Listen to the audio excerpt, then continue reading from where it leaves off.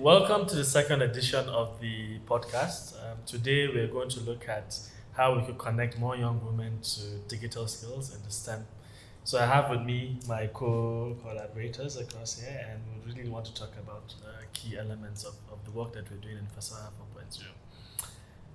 So, for me, one of the critical things I wanted to ask is how do we ensure we get more young women to participate in the digital skills ecosystem? And Blessing, let me ask you around digital inclusion. With the work that we've done in Fasaha, how do we achieve digital inclusion for digital skills? So we've gone to IDPs, we've gone to radio stations, we've gone to various places to try to advocate digital skills. How do we ensure that translates to inclusion? Okay, so I think we're already on the right track because one of the things we're doing, specifically focusing on the IDPs, is that we plan to offer some sort of psychosocial support. And this we want to weave into the curriculum. So it's not something we do one time and we leave it. No, it's something we'll probably do for every class that we have. So we ensure that, however, our mode of delivery is actually interwoven with that is supporting them, trying to make them understand better that they can actually be a part of society, probably through sharing success stories of others who might have been in their own position. I know we have a lot of examples. One being this gymnast lady, I forgot Simon's also in US. Simone Biles. Yeah, I know she has a very humble beginning. Yeah. So and I know she was vulnerable growing up.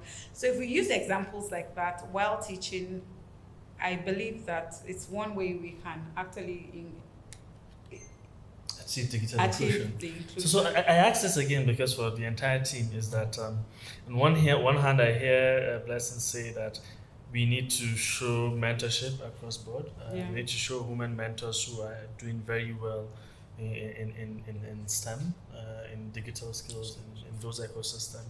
But Fatih, how do you address that? There are very few women mentors in ICT that you can connect to say, this. Do we need to go global to address the issue of getting mentors for people that should go to STEM? For me, I believe we can start doing it locally. We have, including those young women who must have acquired those digital skills into communities of other women for mentorship sessions.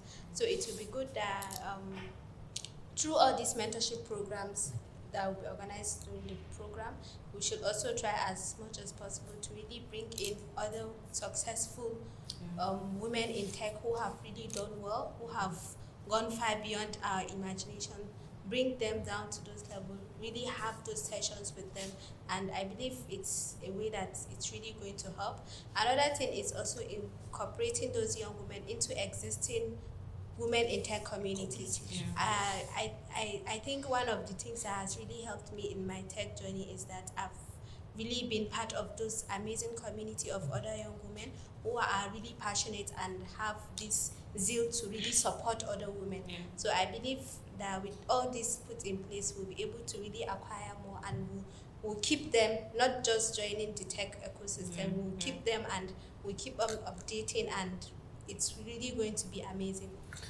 Thank you for that. So I asked us the male folk here, is that what was our experience seeing from outside, right?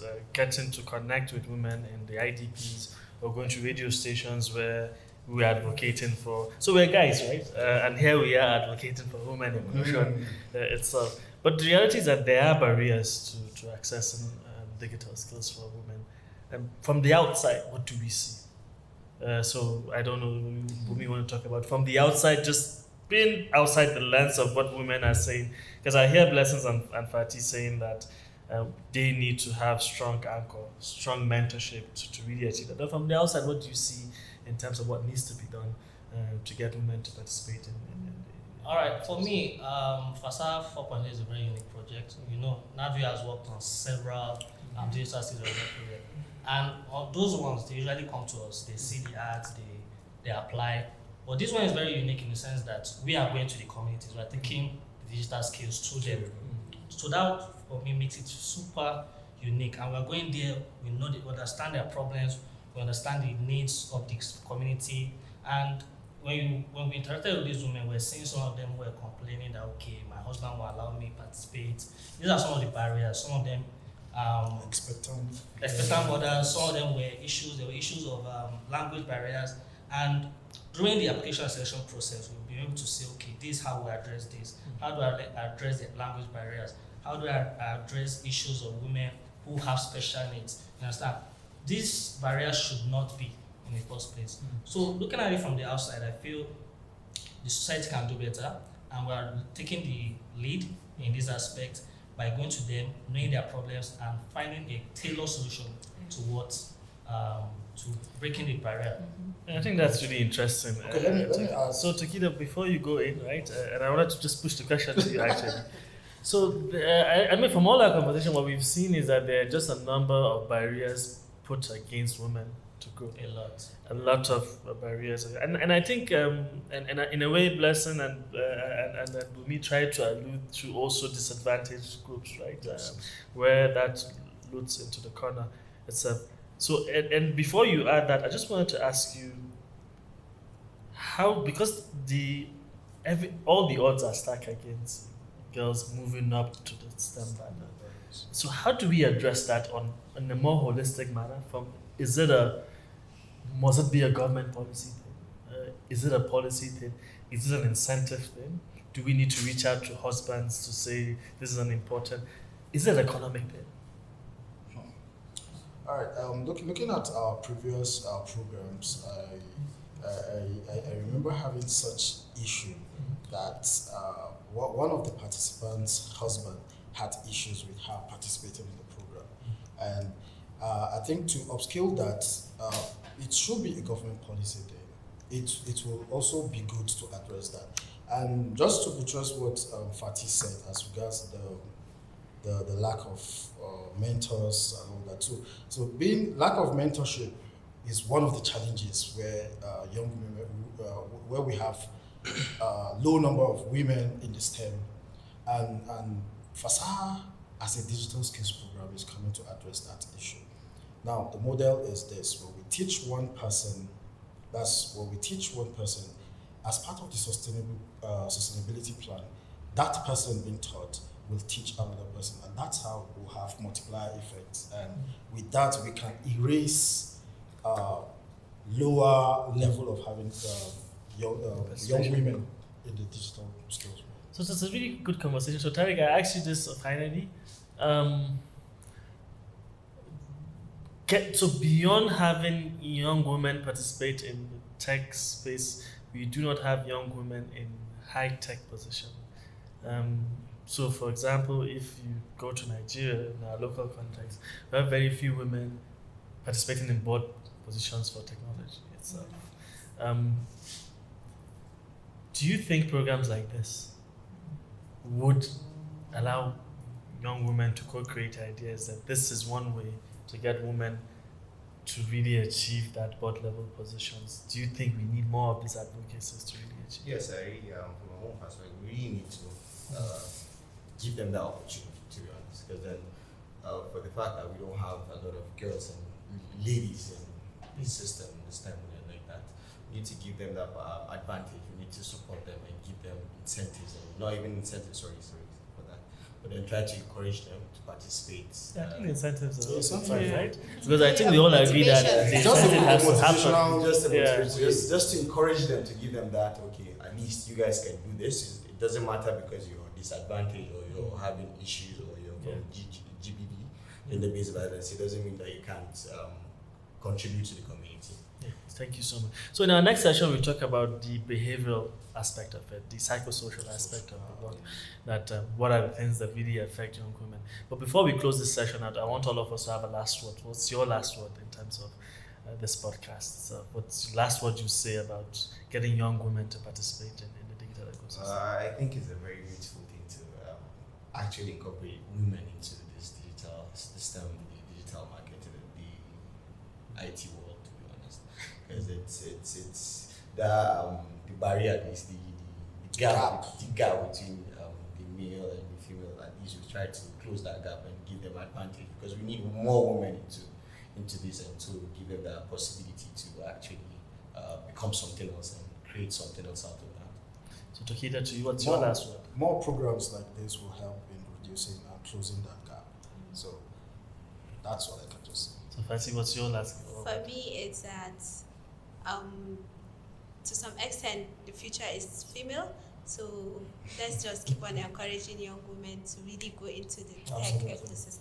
So Blessing, your last word. My last thought would be this. One key way we can actually bring in more women into the tech space is to catch them young. That's a key way to do that. From the primary schools to the secondary schools to the tertiary institutions, as long as we're able to catch their attention whilst they're still young, it's easier to, I don't want to use the word mold, but it's easier to transfer knowledge. Let me put it that way. It's easier to transfer knowledge, or it's easier to put an idea in someone's head when they are much younger. Another key way we would be able to do this is enlightenment, which I believe is a big barrier to having more women in tech space. Enlightenment on the possibilities, enlightenment on the success stories we have around both locally and internationally. And when women begin to see the prospects, then I bet you will have more of them being involved in the tech space. So Bumi, what's your last one? All right, for me, it's been a huge privilege being part of the application stage, selection phase, and it has given me an opportunity to see a lot of the problems one-on-one. A lot of people, no, not a lot of people, very few women actually involved. Like the online applications we've been seeing, very few women are actually involved in STEM. That's like a lot of them are not in STEM. So just like she said, we need to catch them young. We need to know what the problem is. They need to be more confident in going for STEM courses. You understand? It's a big challenge. It could be the fear of mathematics. I can't tell. And just like we've been saying, we need more mentors like Fatih. Fatih is a very big mentor in this space, in the environment. We need more women to hold other women, take them by the hand and let them know that it's okay. Don't be scared. Be a part of this, and it's a very sweet journey. So that's the last one for me. So thank you everyone on this panel. So my last thought is that if you empower one woman, you're empowering the entire community. Yeah. And I think that's really the catchword for me at the end of the space. I think join us next podcast where we'll discuss about the work that we're doing in this space to try to get more young girls into the tech space. It's been enlightening. The next episode we'll talk about the psychosocial issues bedeviling women in terms of access to this, and also all the odds that are stacked against them. We will also talk about curriculum planning, how to plan a curriculum to address young women and those also in the IDPs across board. So join us next week for another podcast on this. So thank you so much. Thank you. Thank you.